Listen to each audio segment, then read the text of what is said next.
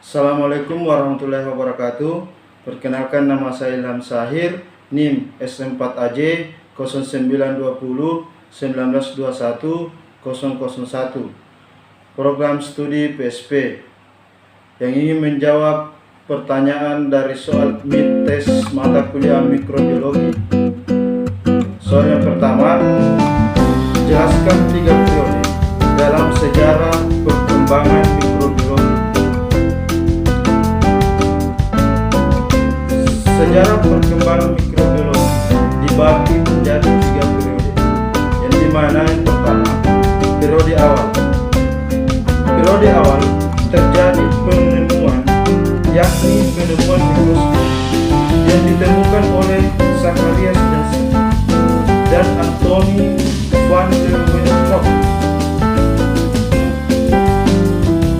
Periode kedua, yakni periode keemasan. Ada beberapa periode keemasan, diantaranya penemuan metode isolasi. Terus yang kedua, penemuan Java Petri. Yang ketiga, periode modern. Ditemukan berbagai peralatan modern untuk mempelajari mikrobiologi. Baik, kita lanjut ke soal yang kedua, yakni jelaskan tentang pengertian sel, pembagian sel berdasarkan penyusun makhluk hidup, pengertian eukariotik dan prokariotik, organ sel dan fungsinya, perbedaan sel tumbuhan dan sel hewan.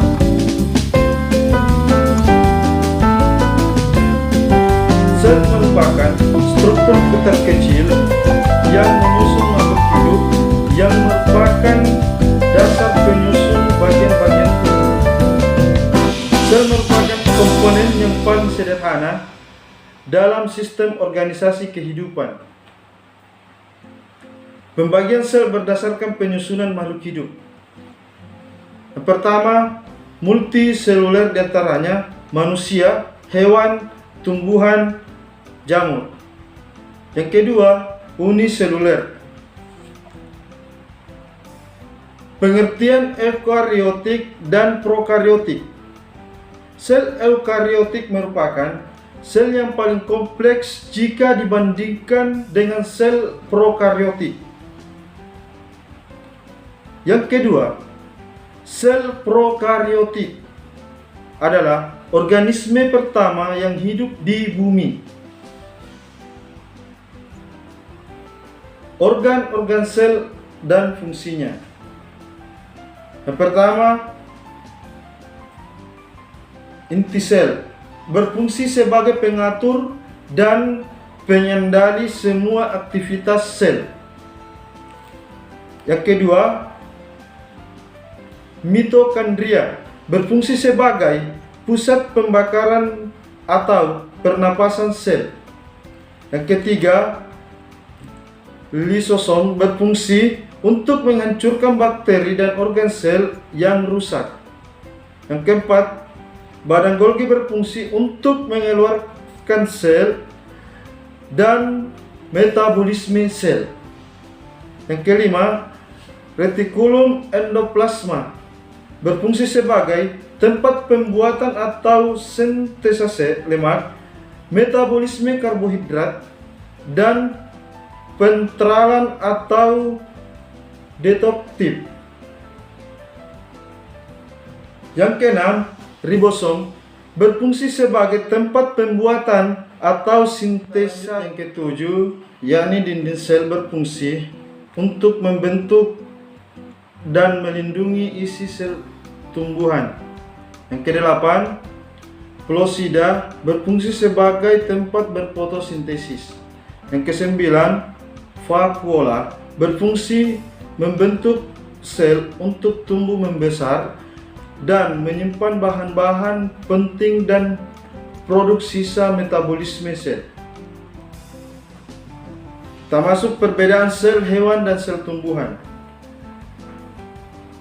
Yang utama terletak pada keberadaan dinding sel-sel hewan tidak memiliki dinding sel sedangkan sel tumbuhan memiliki dinding sel yang mengandung selulosa.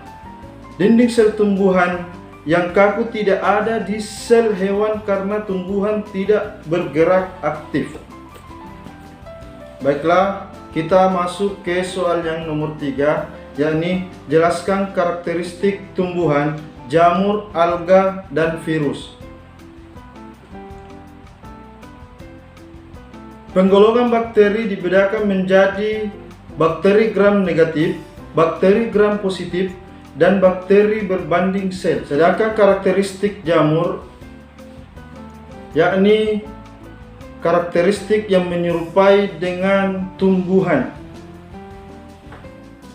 Karakteristik alga terbagi dari Chlorophyta, Chrysosphyta, Phaeophyta, dan Rhodophyta. Adapun karakteristik dari virus diantaranya virus DNA, yaitu virus RNA. Kita masuk ke soal yang nomor 4. Jelaskan tentang klasifikasi, karakteristik, morfologi, perkembangbiakan jamur. Klasifikasi jamur diantaranya Zygomicota, Ascomycota, Basidiomycota, dan Deuteromycota. Kita masuk ke karakteristik atau ciri-ciri jamur diantaranya. Yang pertama, uniseluler dan multiseluler. Yang kedua, selnya memiliki membran inti. Yang ketiga, tidak memiliki klorofil. Yang keempat, tubuh berbentuk talus. Yang kelima, bersifat parasit atau saprosit. Yang keenam, ukuran tubuh dari mikroskopis. Yang ketujuh, bentuk tubuh bervariasi. Kedelapan, memiliki hifa. Yang kesembilan, reproduksi dengan seksual. Yang kesembilan, dinding sel bersusun atas zat inti dan selulosa. Morfologi jamur. Struktur tubuh jamur tersusun atas batang-batang berbentuk silinder dengan diameter 2-10 mm, panjang beberapa sentimeter, yang tertutup oleh dinding sel yang kaku. Perkembangbiakan jamur diantaranya Conidiospora, Sparoniospora. Kita masuk ke soal yang nomor 5. Jelaskan tentang klasifikasi, karakteristik, morfologi, perkembangbiakan alga dan protozoa. Alga diklasifikasikan berdasarkan kandungan pigmen dinaminya, yaitu Chlorophyta, alga hijau, Phaeophyta, alga coklat, Rhodophyta, alga merah, Chrysophyta, alga kuning atau emas, Pyrosphyta, alga api. Karakteristik alga memiliki sifat uniseluler atau multiseluler, mempunyai dinding sel atau tidak termasuk soliter, dapat bergerak dan tidak bergerak. Alga secara morfologi dapat terbagi menjadi dua golongan, yaitu mikroalga dan makroalga. Alga berkembang biak secara seksual atau aseksual. Baiklah, kita masuk ke protozoa. Protozoa diklasifikasikan menjadi 4, yaitu Rhizopoda, Flagellata, Ciliata, Sporozoa.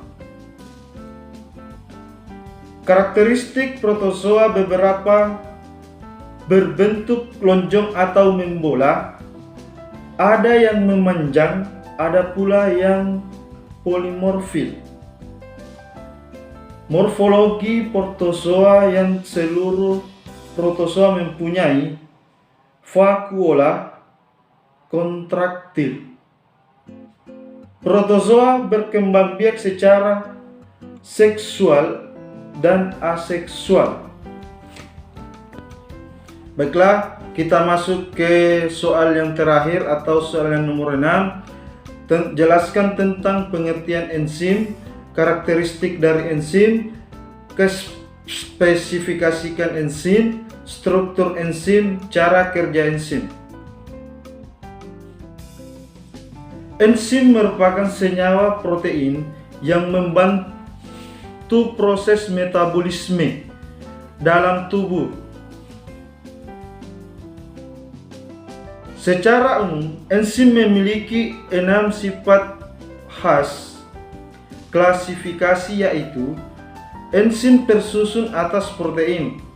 Tidak semua protein merupakan enzim. Enzim merupakan biokatalisator, yang berarti enzim hanya mengubah kecepatan reaksi dengan menurunkan energi aktivitasnya.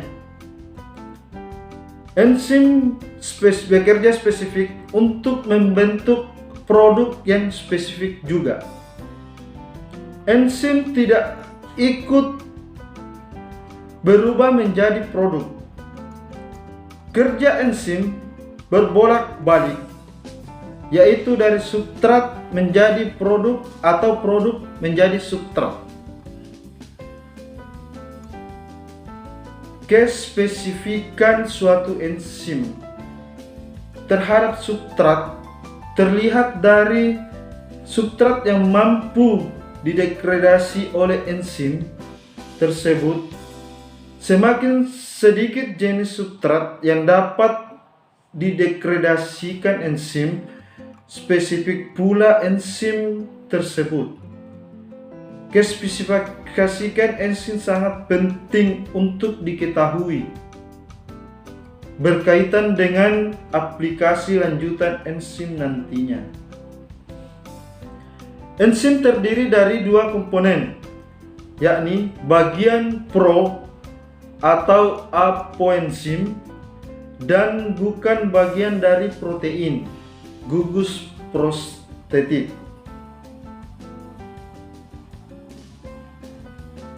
Enzim bertindak sebagai katalis dalam organisme hidup.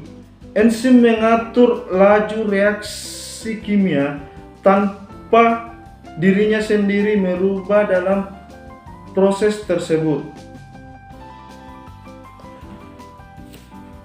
Mungkin hanya itu jawaban dari saya. Lebih dan kurangnya mohon dimaafkan. Sekian dan terima kasih. Wassalamualaikum warahmatullahi wabarakatuh.